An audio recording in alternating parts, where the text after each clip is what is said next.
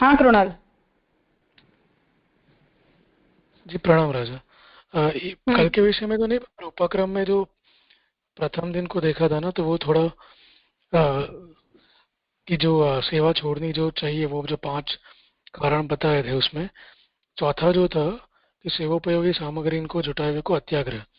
तो वहां पर ऐसे आज्ञा की गई है कि चित्त की तत्परता को नाश करेगी, तामसी वृत्ति बढ़ती है उससे। तो चित्त की तत्परता को नाश जो है शब्द प्रयोग, तो मतलब जैसे कभी कभी ऐसा हो जाता है कि अ, उसमें ज़्यादा मन जाता है, और यहाँ स्पेशली मुझे लग रहा है कि इंडिया में तो इतनी सारी वैरायटीज और ऑप्शंस होते हैं, तो ऐसा होता है कि भाई ये भी करे वो भी करे, तो वो अत्याग्रह तो शायद नहीं है, पर आग्रह तो है। पर वो चित्त की तत्परता का नाश, मतलब वो किस एंगल में तत्परता का नाश कहा गया है, वो समझ में नहीं। मतलब ये कि वस्तुओं को इकट्ठा करने में हमें ज्यादा इंटरेस्ट हो और उतना चित्त हमारा ठाकुर जी में न लगता हो, ऐसा माइंड अगर बंट जाए केवल संपादन के पीछे, तो उसमें आपत्ति है।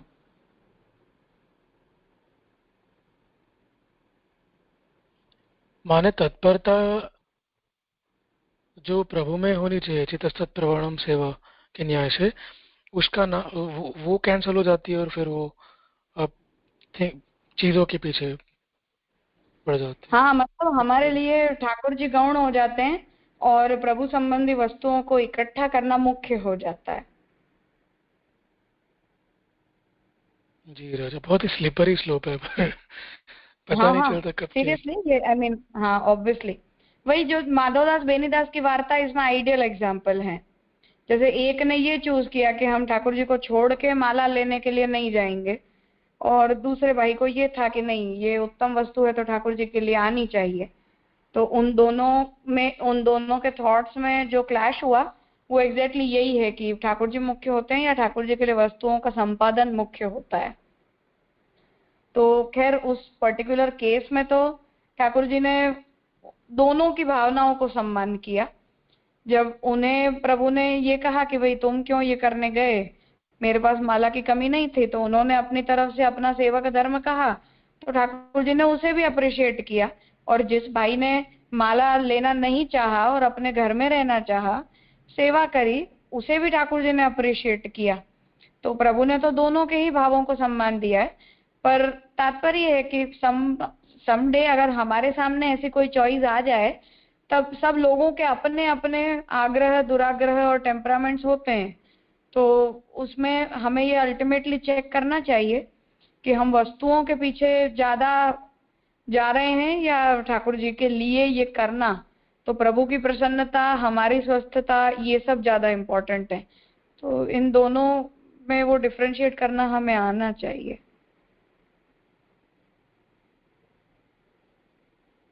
जी राजा, नहीं बहुत अच्छे से आपने बताया। प्रभु की प्रसन्नता और हमारी स्वस्थता, ये दोनों पैरामीटर से सोचना चाहिए।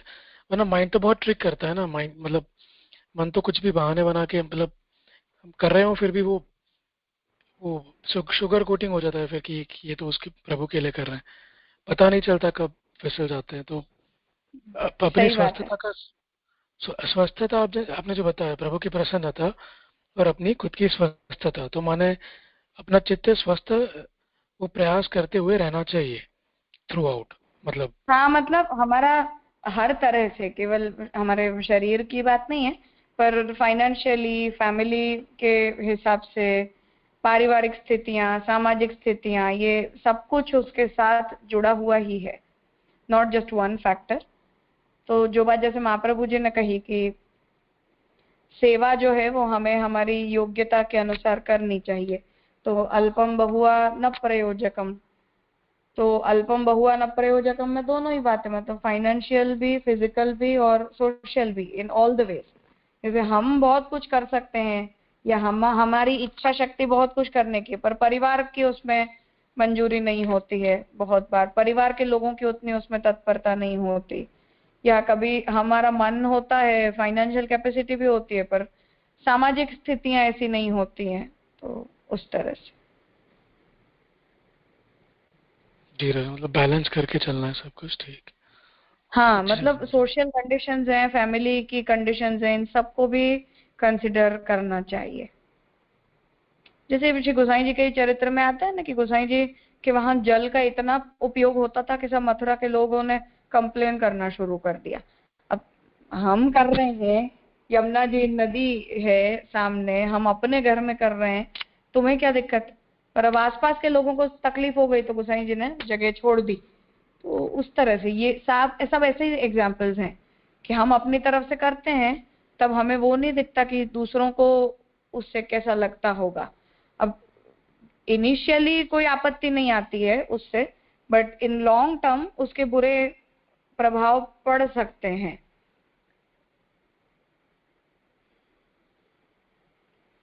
जी राजा, समझ में आया। हाँ राजा एक दूसरा प्रश्न तो या पता नहीं कमेंट है, किंतु जो उसी दिन देखा था ना उसमें कि, और कल भी वैसे थोड़ा देखा तो मतलब जो है वो हमें सिर्फ कृष्णार्थ ही रहना है। जो कंक्लूजन आया था वो जो 5 उपदेश, उसमें कि हमें सिर्फ कृष्णार्थ ही रहना है, लोकार्थ या ऐसा कुछ नहीं बनना, बहिर्मुख नहीं बनना। तो अ, ऊपर भी था कि जैसे क्षण का भी अनुसार में हम यदि कुछ और सोचते हैं करते हैं तो लोकासक्ति या जो भी, तो वो नहीं होनी चाहिए। बट जैसे ये पूरा पढ़ने से ना थोड़ा ऐसे मतलब थोड़ा डिप्रेसिंग जैसा लग रहा था, क्योंकि हमारा जो स्पेशली मेरा तो ऐसा लग रहा है कि बहुत ही मतलब जैसे यहाँ पर तो लिखा था सिर्फ कि आसुरावेश ऐसा जानना, पर लगता है शायद आसुरी ही ना हो, क्योंकि लोकासक्ति तो रहती है। अनवसर में भी मतलब मार मार के करना पड़ता है, वैसे होता नहीं है कुछ। तो वो थोड़ा हाँ, मतलब वो तो टोन सब ऐसा इसीलिए लगा। क्योंकि हम सब प्रवाही पुष्टि वाली अवस्था में हैं और व्यावृत हैं और सेवा कर रहे हैं, तो अब वो थोड़ा बहुत जो है वो तो है ही, उसे तो हम बदल नहीं सकते। बट महाप्रभु का जो तात्पर्य है वो यहाँ इतना है कि इस प्रकार की जो भी स्थिति क्रिएट हो रही, श्याम काका जी जो समझाना चाह रहे हैं वो तो ये है कि भक्ति में आइडियली जो सिद्धांत है उनका फ्लो क्या चल रहा है, और इन महाप्रभु केस हमें इन चीजों को किस तरह से सोचना चाहिए। तो this is what the flow is. बाकी साधनावस्था में हम हैं तब तक तो सब ऐसा ही रहने वाला है। जो आइडियली महाप्रभु एक्सपेक्ट कर रहे हैं ऐसी स्थिति तो हमारी साधनावस्था में तो आ नहीं पाएगी। It is natural to be understood है मतलब। जी राजा, नहीं क्लियर। तो ये आइडियल स्टेट है, हमें ये गोल रख के चलना है, जो होगा वो तो प्रैक्टिकली पॉसिबल है वही होगा। बट हाँ बिल्कुल। जी राजा, थैंक यू वेरी मच, प्रणाम। हाँ,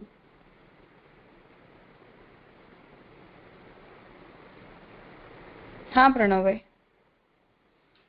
प्रणाम राजा। एक तो प्रश्न जो पूर्व के आपकी आवाज बहुत स्लो है। एक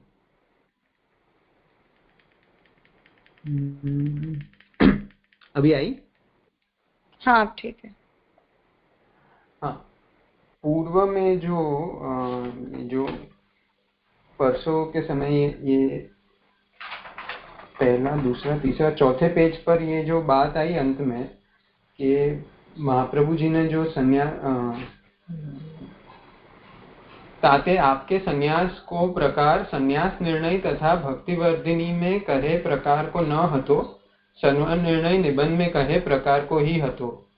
तो जो यहाँ पे कर्म मार्गीय चतुर्थ आश्रम संन्यास जो महाप्रभु जी ने ग्रहण किया, और आगे फिर कल जो ये देश देव परित्याग की बात आई, तो मुझे खाली क्लैरिफिकेशन ये बात में था कि जैसे संन्यास निर्णय में वहां पे जो कर्म मार्गीय संन्यास को भी महाप्रभु जी ने कलिकाल में निषेध बताया, पर क्योंकि यहाँ पे भगवद आज्ञा हुई है और प्रभु चाह रहे हैं कि देव और देश का परित्याग हो, तो उस केस में उस नियम से बढ़कर प्रभु ने स्वयं आज्ञा की है, इसलिए ये प्रकार का संन्यास महाप्रभु जी ग्रहण कर रहे हैं। ऐसे कंक्लूसिवली समझेंगे? हाँ बिल्कुल।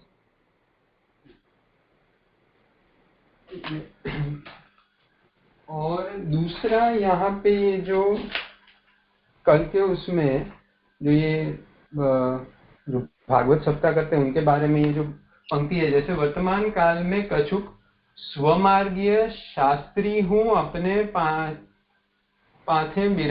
अपने माथे विराजते स्वरूप की सेवा छांडी के ठोर ठोर पे भागवत सप्ताह करत है। तो ये स्वमार्गीय शास्त्री इस सेंस में कि पूर्व में वो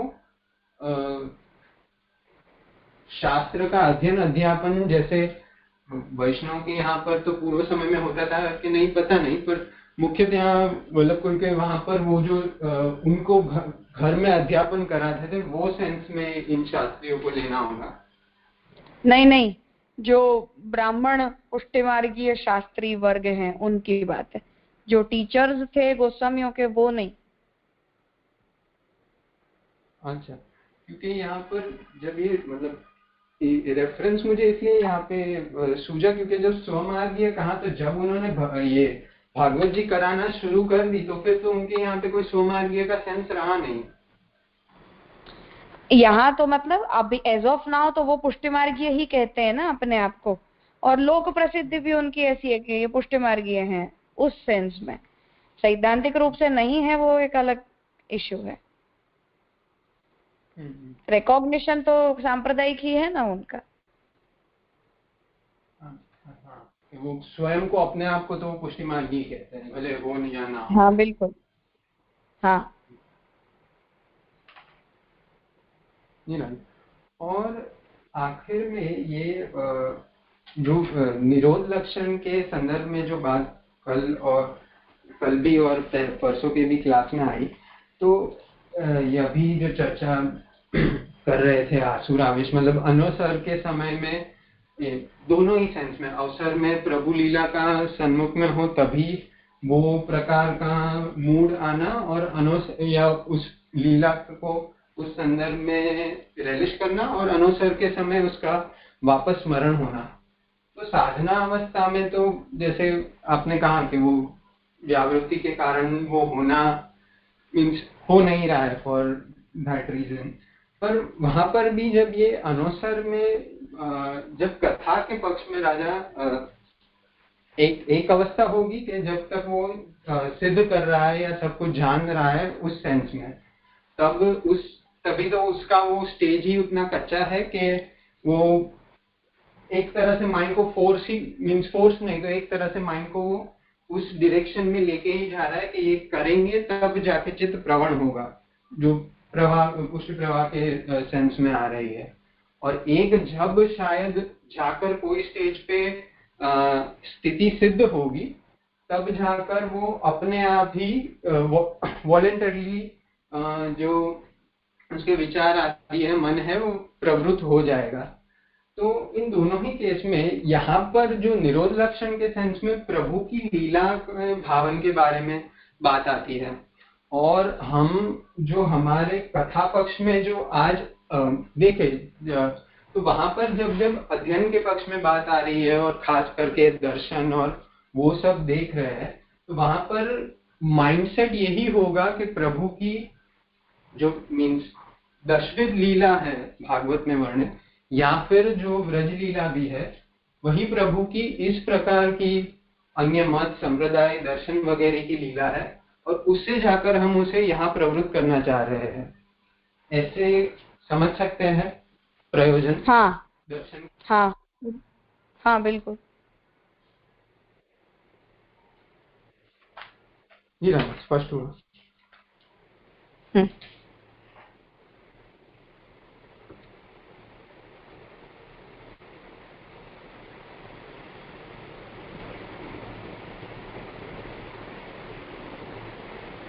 हाँ भार्गव। प्रणाम राजा।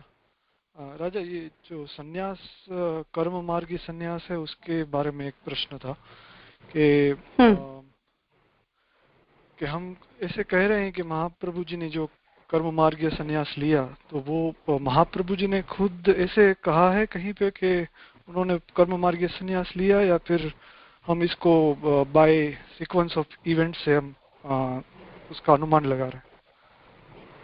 नहीं, मतलब महाप्रभु जो प्रोसीजर है वो तो जग प्रसिद्ध है कि महाप्रभु जी ने गुरु से सन्यास की दीक्षा ली, फिर सन्यास अनुरूप अपना नाम रखा, फिर त्रिदंड धारण किए, फिर अंत में मौन धारण किया। तो ये सब चीजें लोक प्रसिद्ध हैं। तो उससे तो ये क्लियर ही है कि ये इतना ज्ञान मार्गीय तो था नहीं, तो फिर कर्म मार्गीय ही हमें कहना पड़ेगा ना ऐसे।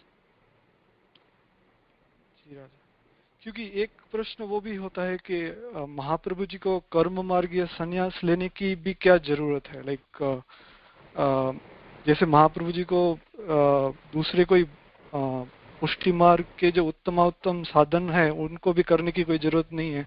वैसे ये कर्म मार्ग का संन्यास तो उससे बहुत निम्न कक्षा में आ गया, तो वो उसका लेने और साक्षात भगवत जब आज्ञा हो गई है तब दूसरा क्या उसके बारे में? इसलिए ये तो मर्यादा मार्गीय एक वो लग रहा है, लाइक के गृह त्याग करना है तो फिर ये कर्म मार्गीय संन्यास जो है वो एक मर्यादा मार्गी।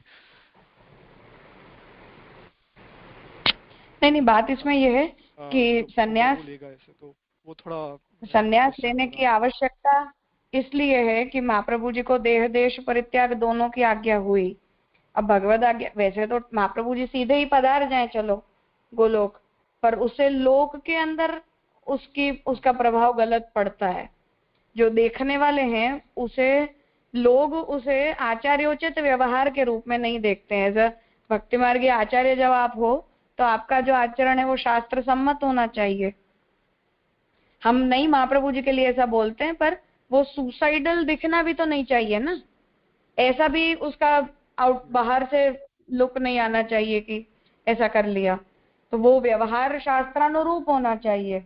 अब भक्ति मार्गीय साधनों में तो सेवा है और कथा है, सेवा करने वाले को तो कुछ नहीं है, अलौकिक सामर्थ्य और फिर देहपात हो तब फल। तो भक्ति मार्गीय पास हमारे पास असमय अगर हमें कुछ करना है तो उसके लिए तो हमारे पास और कोई विकल्प है ही नहीं। तो जो शास्त्रीय है तो संन्यास ग्रहण पूर्वक देह त्याग, तो ये अप्रोप्रिएट है। जी राजा, हाँ वो दैट मेक्स सेंस एक्चुअली। क्योंकि मैं सोच रहा था कि जैसे परीक्षित जी ने प्रायोप्रस किया था जब उनको पता चला कि 7 दिन में उनकी मृत्यु होने वाली है, और या फिर करदम मुनि ने जैसे संन्यास लिया था और पहले से ही कंडीशन कह दी थी कि मैं संन्यास लूंगा एक समय पे। तो ये थोड़ा ऐसा लगता है कि गृह त्याग करने के लिए संन्यास की, कर्म मार्गीय संन्यास की क्या जरूरत थी? मगर ये आपने जो समझाया वो सही है कि आचार्य की पदवी पे होने से उनको दूसरा कोई मैसेज लोगों पे न जाए, इसलिए वो बात सही लग रही है। हाँ, उस मर्यादा के अंतर्गत ही महाप्रभु जी को जो भी व्यवहार करना हो वो करना पड़ेगा, इसलिए। जी राजा, स्पष्ट हो।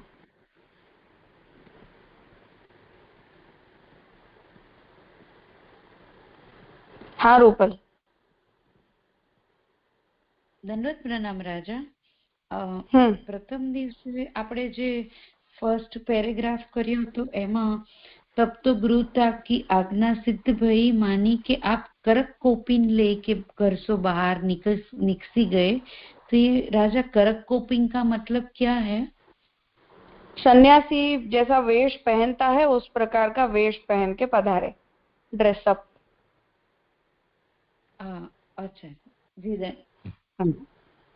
राजा। हाँ जी।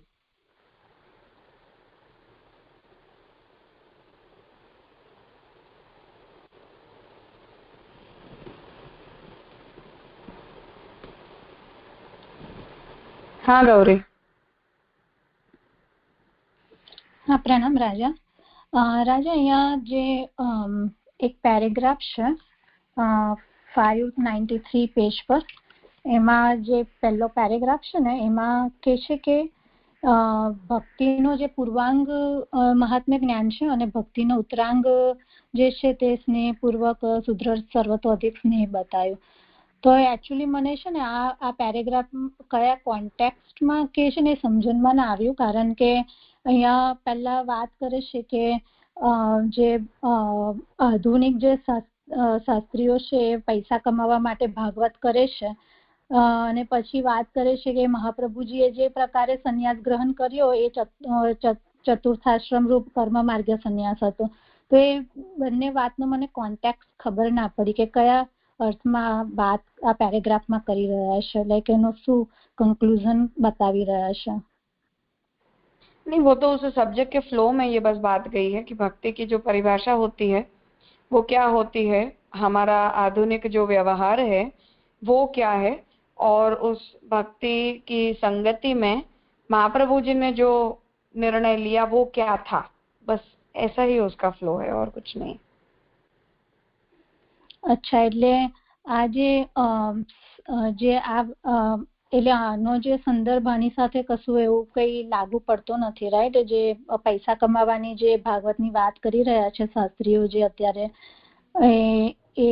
એટલે પછી અહીંયા કહે છે ને કે એ વાત સિદ્ધ કરે છે કે શ્રી મહાપ્રભુએ જે પ્રકારે સંન્યાસ કર્યો એ તો ચતુર્થાશ્રમ રૂપ કર્મ માર્ગીય સંન્યાસ હતો, એટલે બધી દુનિયાને દેખાઈ શકે કે દેશનો ને દેહનો ત્યાગ કર્યો છે. તો એટલે મને થોડુંક એવું થતું હતું કે આને આ વાત કેવી રીતે, લાઈક કશું બંને વચ્ચે કોઈ કોન્ટેક્ટ એવો કશો છે નહીં કે જે એકબીજાને એ કરી શકાય, એટલે જસ્ટ મને એ કન્ફ્યુઝન હતું.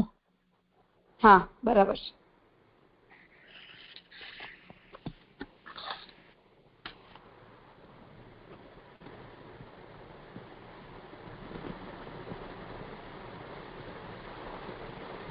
हाँ जिग्नेश भाई.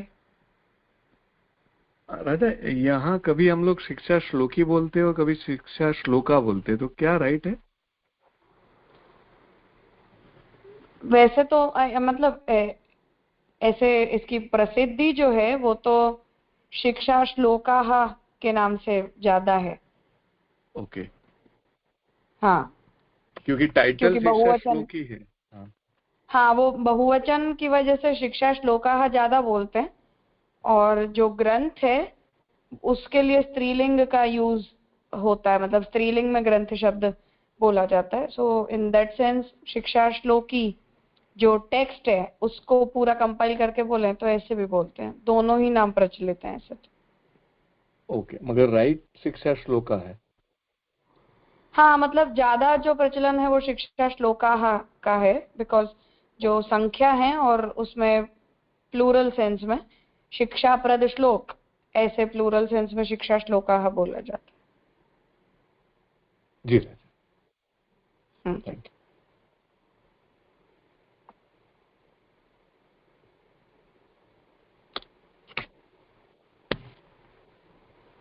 और कुछ पूछना है? राजा, इसी संदर्भ में पुष्टि ये पाठावली में वापस उसी को शिक्षा पद्यानी वैसे भी नाम दिया है. हाँ, वो ये इसी वजह से, क्योंकि महाप्रभु जी ने तो क्या है कि इस ग्रंथ को रेत के ऊपर ऐसे ही लिख दिया था, तो ये टाइटलिंग महाप्रभु जी की हुई है भी या नहीं वो भी डाउटफुल है. तो लेटर कंपाइलेशंस में हमें जितने भी नाम मिलते हैं उसमें सारी वैरायटीज मिलती हैं. सो वी रिस्पेक्ट एवरीथिंग, ऐसा ही है. बाकी महाप्रभु जी का ऐसे लिखा हुआ ग्रंथ तो ये है नहीं, तो उन्होंने खुद से इसके बारे में कुछ भी लिखा नहीं है, ना टाइटल दिया है, इसलिए रैंडम रचना है, मतलब जस्ट लास्ट वर्ड्स की तरह. और यही कारण है राजा इसको और पंचश्लोकी को मतलब षोडश ग्रंथ के वो ग्रंथ के संग्रह के साथ न लेने के लिए, या उससे अलग इन दोनों ग्रंथों को रखने का कोई ऐसे विशेष कारण? मतलब वैसे तो यही है कि ये प्रकरण ग्रंथ के मतलब वो बंच के अंदर इन ग्रंथों को महाप्रभु जी ने लिखा नहीं है, और जो टीकाकार हैं उन लोगों ने भी जो क्रम संगति की है वो भी 16 ग्रंथों की है, जिनमें ये दोनों ग्रंथ काउंट नहीं किए गए हैं. तो प्रकरण ग्रंथ की तरह टीचिंग्स हैं, तो इसलिए मिसलेनियस कैटेगरी में गिनते हैं हम.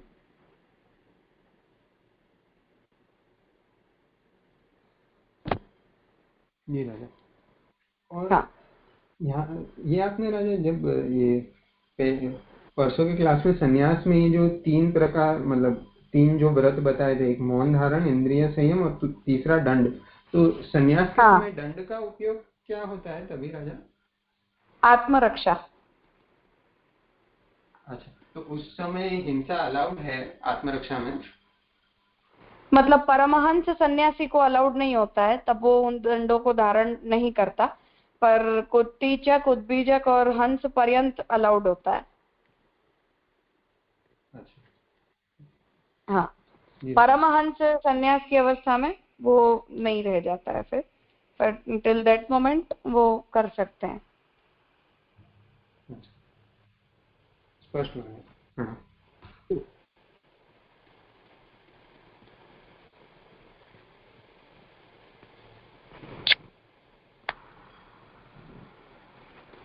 ठीक है, तो आज यहाँ रखते हैं। हम पहला जो श्लोक है वो नेक्स्ट वीक से कंटिन्यू करेंगे।